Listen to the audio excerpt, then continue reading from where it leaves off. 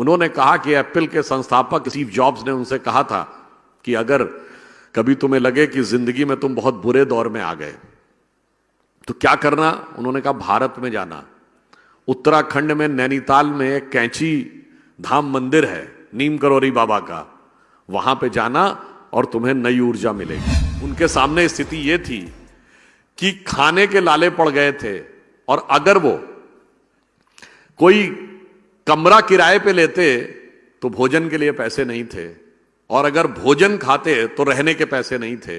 And Steve Job told that then deliberately he has took a room on rent near an ISKCON temple in America, जहां morning और evening 2 time free food मिलता था।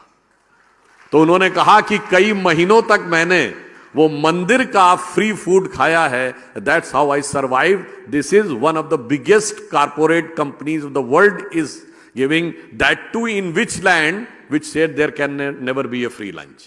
So that's how our temples can inspire and motivate, and what was the role of there in the previous. And again I would like to remind कि जो WhatsApp के संस्थापक हैं mark Zuckerberg, उन्होंने कहा कि एप्पल के संस्थापक स्टीव जॉब्स ने उनसे कहा था कि अगर कभी तुम्हें लगे कि जिंदगी में तुम बहुत बुरे दौर में आ गए तो क्या करना। उन्होंने कहा भारत में जाना।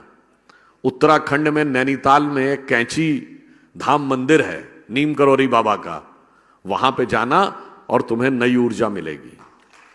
When Mark Zuckerberg came to India, he told this narrated the entire incidents with Prime Minister Shri Narendra Modi. और मार्क जुकरबर्ग ने एक बड़ी मजेदार बात बोली। उन्होंने कहा मैं हेलीकॉप्टर लेके गया। I was intended to stay there for just 1.5 hours, but वो पहाड़ी इलाका है, मौसम खराब हो गया, the helicopter was not in a position to take off. Then I have to stay there overnight. 1.5 hours के लिए गया था, 1.5 day रहना पड़ गया। And he said, then I felt a different type of energy in me, और मेरा career उसके बाद एक दूसरे डायरेक्शन में गया। इसलिए अगर कोई ये कहे कि टेम्पल्स सिर्फ आपको स्पिरिचुअल ज्ञान तो देते ही हैं, जिन्होंने बड़े बड़े मटेरियल अचीवमेंट किए उनको भी lease of life, lease of inspiration and lease of energy temples ने दी है। अब यहां एक और बात भी हम ये कहना चाहेंगे कि how the temples connect with the entire country. I will give you one example. स्वर्ण मंदिर है अमृतसर में। बहुत से लोगों को यह बात पता है कि स्वर्ण मंदिर पर स्वर्ण छत्र जब महाराजा रणजीत सिंह जी ने चढ़ाया था तो उतना ही काशी विश्वनाथ के ऊपर भी चढ़ाया था। That is one aspect. But अक्सर बहुत से लोगों को नहीं पता होता है कि जब गुरु गोविंद सिंह जी ने 5 प्यारे सेलेक्ट किए थे, वो 5 प्यारे थे कहां कहां के। एक लाहौर से था, एक मेरठ से थे, एक जगन्नाथपुरी से थे, एक महाराष्ट्र में नांदेड़ से और एक कर्नाटक में बीदर से। इसका अर्थ क्या हुआ, पूरे कंट्री के साथ एक कनेक्ट एस्टैब्लिश उन्होंने किया। और अगर आप स्वर्ण मंदिर में भी जाते हैं and you remember about the Khalsa पंथ एस्टैब्लिश बाय गुरु गोविंद सिंह जी, और अगर आप उसका डिटेल डेप्थ ध्यान रखते हैं तो आपको दिखता है कि पूरे देश के साथ वो किस प्रकार से कनेक्ट हो रहे हैं। आज की नई पीढ़ी को कई बार यह बातें समझाने के लिए दूसरे तरीकों की भी आवश्यकता होती है। I would just like to give one example. हो सकता है आप में से बहुत से लोगों ने सुना हो, एक जो लोग कॉस्मोलॉजी में और एरोस्पेस में इंटरेस्ट रखते होंगे तो एक वैन एलन फील्ड होती है। वैन एलन फील्ड वो है जो ये माना जाता है कि जो अर्थ के मैग्नेटोस्फीयर के ऊपर चार्ज पार्टिकल्स का एक पैटर्न बन जाता है, और वो चार्ज पार्टिकल का पैटर्न जो है, जो अर्थ से सन से आने वाली रेज हैं उनको भी वो प्रोटेक्ट करता है, और वहां पर मैग्नेटिक एनर्जी का पैटर्न सबसे ज्यादा होता है।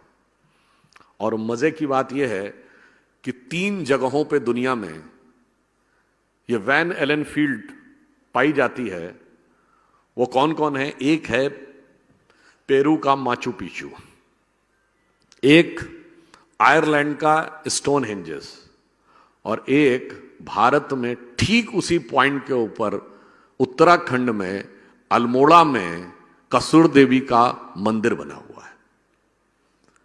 और नासा ने इस बात को वेरीफाई किया कि इन तीनों जगहों के ऊपर वैन एलन मैग्नेटिक फील्ड सबसे ज्यादा है। अब मुझे लगता है कि नई पीढ़ी को इन विषयों के बारे में और बेहतर रिसर्च करने की आवश्यकता है कि ताकि उनको पता चल सके कि हमारे जो भी टेम्पल्स हैं उनका रीजंस क्या रहता है। बहुत सी ऐसी चीजें। एक और आपको पर्सनल एग्जांपल बताना चाहता हूं। जो शबरीमला का जजमेंट आया, उस समय तक तो पार्टी ने स्टैंड नहीं लिया था, तो हमारी प्रेस कॉन्फ्रेंस थी। उसके बाद ऑफ द रिकॉर्ड में वो लोग पूछने लगे कि इस पे क्या कहना है। तो मैंने कहा कि जी कभी कभी क्या होता है कि if you do not understand the basic element of the subject, तो आपसे गलती होने की पॉसिबिलिटी रहती है। जैसे आप सब लोग इस विषय के ज्यादा अच्छे जानकार हैं जितना मैंने पढ़ा है कि शबरीमला मंदिर का जब दर्शन किया जाता है तो वो सीधे नहीं किया जाता है, वो 7 मंदिरों की श्रृंखला का अंतिम मंदिर है।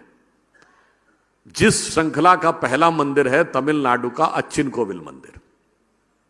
और ये 7 मंदिर क्यों हैं? ये माना जाता है कि हमारे अंदर जो कुंडलनी जागरण की प्रक्रिया है उसके 7 चक्र होते हैं, मूलाधार, स्वादिष्ठान, अनाहत, आज्ञा और विशुद्ध चक्र। तो वो अंतिम चक्र माना गया है, अंतिम चक्र की एनर्जी का प्रतीक है शबरीमला का मंदिर। इसीलिए वहां अगर आप मंदिर में जाएं, देखो ऊपर क्या लिखा, वो तत्वमसि, मैं ही वो तत्व हूं। यानी that symbolises the element of final emancipation, final dissolution. So it is obvious कि till anybody is having the vibration of creation, the place of final dissolution is difficult for both, for the person as well as for the place. मगर अफसोस की बात यह है कि अभी तक लोगों को इस विषय के बारे में जानकारियां कम रहती है। अब कोई कहे जी साहब कैसे मान लें, तो मैं उनसे बताना चाहता हूं, केवल 50-60 साल पहले आप किसी से कहते कि मैं कोई एक डिवाइस होगी जिस पे मैं न्यूयॉर्क से सीधे बात कर लूंगा, तो लोग कहते हैं एब्सर्ड है। But how is it possible? Because of the electromagnetic waves and modulation of the waves. आज मॉड्यूलेशन ऑफ द वेव्स से आप पूरे टेलीकॉम एज में पहुंच गए और हम एक नए एरा में आ गए। अभी तो modulation of the material waves है ना। Now, the moment you will enter into modulation of conscious waves, तो एक दुनिया दूसरी दिखाई पड़ेगी। तब आपको समझ में आएगा कि हमारे यहां जो भिन्न भिन्न मंदिर हैं, हर मंदिर का एक अलग वाइब्रेशन है, उस अलग वाइब्रेशन का एक अलग पैटर्न है, और वो पैटर्न कैसे आपकी इनर कॉन्शियसनेस को प्रभावित करता है। मेरे विचार से ये बहुत जरूरी है कि हम अपनी इस धरोहर को बचाकर रखें, और धरोहर को बचाकर। और कभी कभी क्या होता है, इलॉजिकल आंसर्स जानते कहां से आते हैं? I will just give you example. ये लाइट है। अब जिन लोगों ने फिजिक्स पढ़ी होगी, लाइट इज अ वेव और लाइट इज अ पार्टिकल, इस पर तो डिबेट ही होती रहती है। बिकॉज अगर आप पानी में जब देखते हैं लाइट की वेव जाती है तो आप देखते हैं कि वो गहराई कम नजर आती है। क्यों? लाइट बेंड हो जाती है। तो लाइट का बेंड होना दिखाता है कि लाइट इज अ पार्टिकल, तभी वो मीडियम में जाके झुक जा रही है। अगर वो पार्टिकल है तो स्पेस में सन से ट्रेवल करके यहां तक नहीं आ सकती वैक्यूम में, क्योंकि लाइट की वेलोसिटी से तो कोई पार्टिकल चल ही नहीं सकता आइंस्टीन की थ्योरी के हिसाब से। इसका मतलब वो वैक्यूम में वेव है, मीडियम में पार्टिकल है। अगर मैं आपसे कहूं यही तो आत्मा है, आकाश में अव्यक्त है, माध्यम में व्यक्त है। अब अगर कोई इसको कहे नहीं साहब मैं तो इस बात को लेकर कोर्ट जाऊंगा और मैं कहूंगा कि दिस इज इनइक्वालिटी, कि why it is considered just a wave in vacuum and particle in the medium, और उसके बाद वो कुछ लोग जाकर ये समझाएं कि नहीं साहब we want justice of that, it should be considered both particle and wave in either medium और वैक्यूम।